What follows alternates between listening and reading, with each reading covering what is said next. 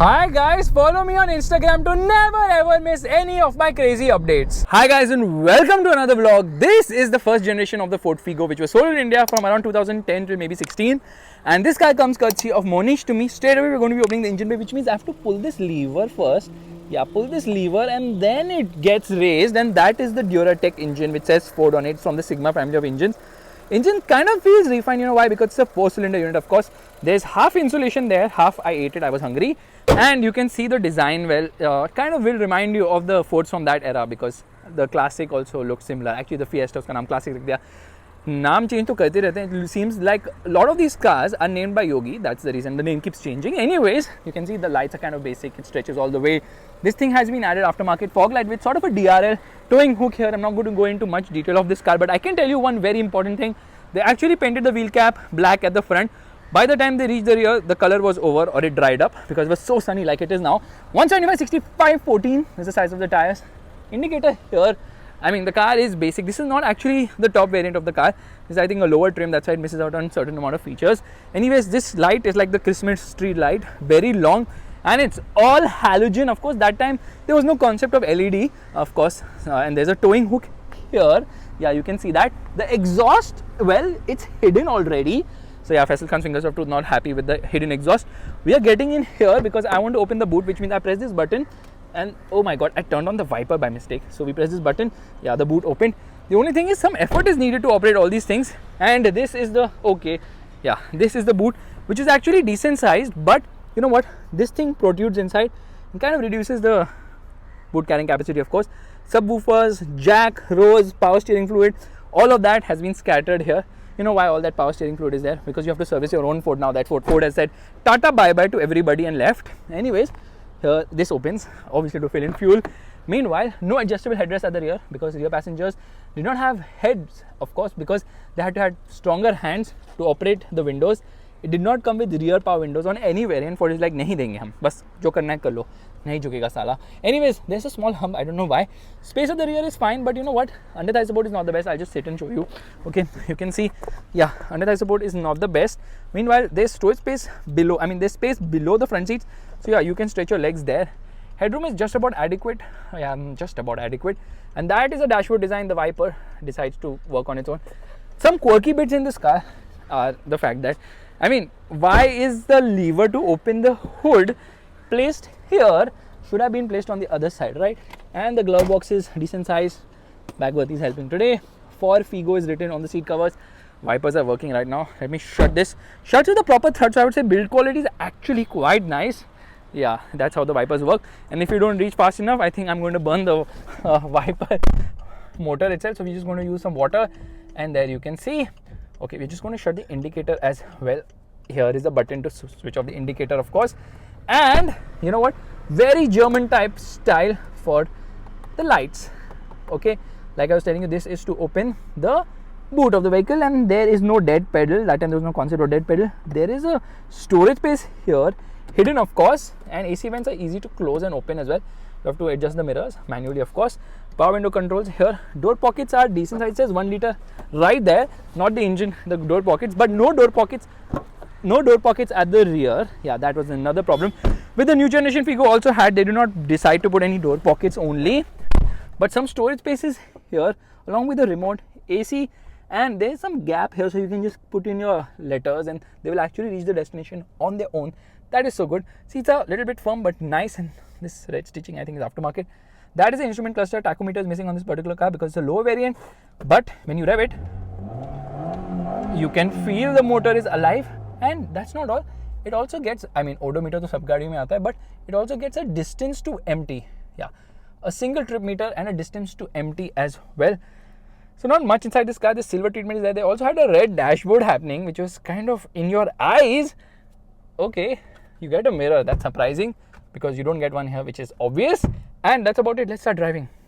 But before we go, I can't help but notice there's a storage space here, and the fact that the handbrake is covered in this beautiful thingy with this red treatment, which is nice, and there's some storage space here where stuff will obviously roll here or there. 12-volt charging socket, no USB plugs.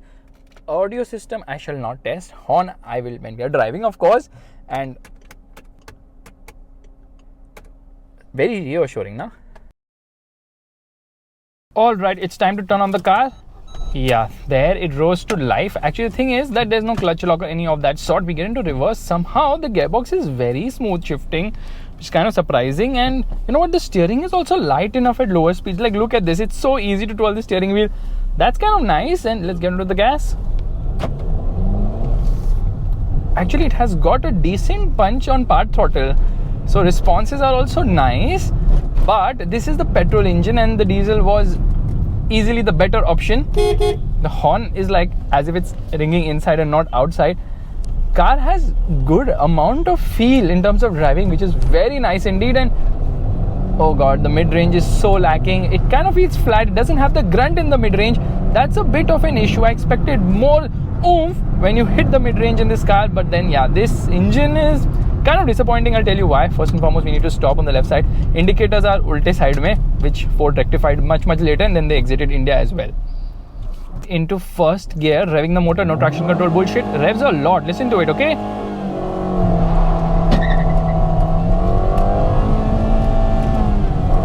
First gear 50. Yeah, it does wheel spin quite a bit. Second gear 90, and we are into third. So this is the 1.2 liter Duratec, or it's from the Sigma family of engines, which becomes very loud when you get to the top end of the rev range. In third gear, it tops out at 120 kilometers per hour. Yeah, the engine feels very stressed higher up in the rev range. I mean, it sounds nice. I like the sound, but it doesn't really move with that sound. So the low end is good, mid range is not there, top end is also not there. So that's the story of this engine. It actually shares the bottom end with the Fiesta and the Fusion's 1.4 liter and 1.6 liter petrol engines. Overall response is fine. I would say the car is actually light, not the lightest as such, which Ford went ahead and did later. I mean, the weight reduction of the Figo, that's the reason. The second generation model in India did not have that amount of, I would say, road holding or feel in terms of driving. It was fast without a doubt, but didn't have the build quality which you came to expect from Ford.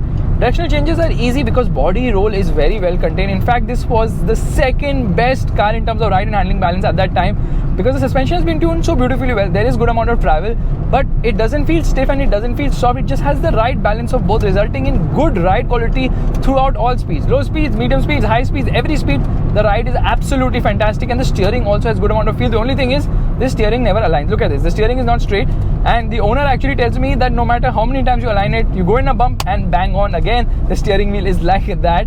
That's a bit of an issue. So here, working the gearbox is actually fun because it has these defined gates and it's smooth to operate as well.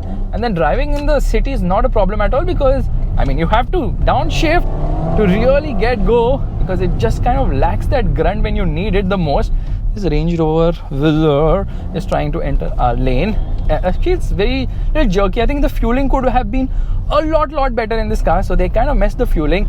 I'll tell you one thing, American car makers cannot make small capacity engines. You want more power? Let's increase the displacement of the car. That is their philosophy, and that's one bit of a big issue, because this engine just could not compete with Honda's VTEC motor, even though that is very lackluster, or Maruti Suzuki's K12 motor either, because this 1.2 liter unit, although a 4-cylinder, is actually producing only 70 horsepower and 102 Newton meters of torque, which is obviously down when compared to rivals, and it goes from 0 to 100 kilometers per hour in a lethargic 16 seconds. The Swift is actually faster by 3.5 seconds.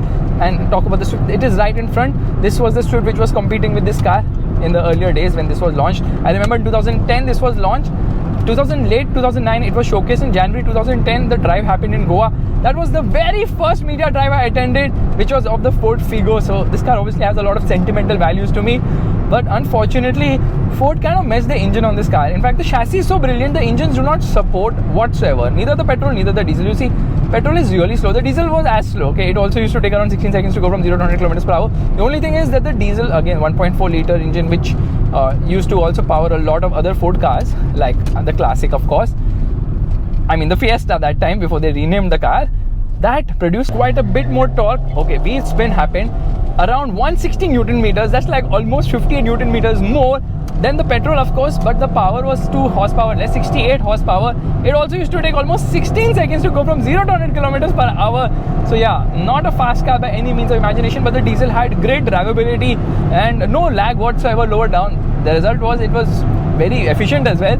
This is not very efficient, should return between 9 to 14 kilometers per liter, again depending on your driving style. But the Fiesta chassis, I mean the chassis base, and like, I mean it is actually a Fiesta hatchback, not really, but still it is just fantastic the way it corners. Yeah, so body roll is well contained like I was telling you, and it's an eager handler because the steering offers you good amount of feel. Obviously not Fiesta levels of feedback from the steering wheel, but yes, a very fun car to drive. The only gripe is that the tires are not very grippy, I think because they wanted better fuel efficiency, so the tires never really offered you good amount of grip.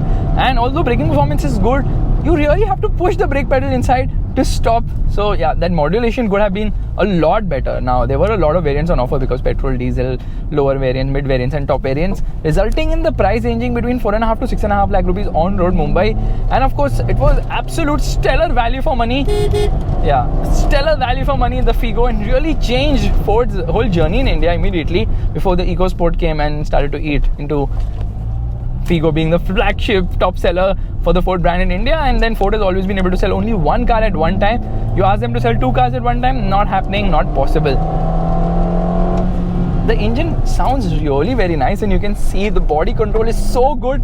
I mean, this is an eager handler. It's very much fun. The chassis is so over-engineered here that the engine just do not justify this chassis. It needs more power for sure. It needs more grunt. It just kind of feels, I would say, lackluster in that regard. These engines, especially the petrol, was not good at all. Trust me on this. I mean, it's noisy. It's okay, fine. It sounds good for people who like the noise, but then it really did not have the grunt you would expect from a small car to be zippy enough. It was not really zippy an engine, although I mean the car is super duper maneuverable, very easy to park, very easy to drive, and a lot of fun as well, and definitely much better built than the latest Figo, the new Figo which came in later. So here I just want to take a U-turn and show you that even at lower speeds this is such a fantastic car. I mean, impressive. I still enjoy driving the Figo, that is how good it is. And the diesel, any day I would pick it up even over the new Swift. I'm talking about the first generation Figo, I would pick it over the new Swift. In fact, I would pick it over the latest, I mean the second generation of the Figo as well, which although had a lot more features and was faster as well, just did not have that feel which you would expect from a Ford car. So that's kind of where Ford faltered, trying to become more massy, trying to become a Maruti Suzuki with lighter weight and whatever. Anyways, guys, this is my vlog of the Ford Figo. Thoroughly enjoyable a car. Steering is so freaking precise, and the whole driving fun of this thing is in another league altogether. It puts a massive smile on your face. That was the time when Ford cars were known about. I mean, this is kind of the Josh machine. I only wish Ford would have not left India. Yeah, I kind of feel sad. I feel very disappointed as well. But then it's their fault. They never gave us global models. They always gave us, you know, cut-out models or cost-cutting models or India-specific models or whatever. You know the story. You know the drill. And they were banking that Mahindra is going to save the day. You know what? Mahindra never saves the day for anybody. If you just calculate Kinetic, I mean, they bought over the two-wheeler department, Kinetic, Honda. You know what happened to that? Those bikes came and went in no time at all.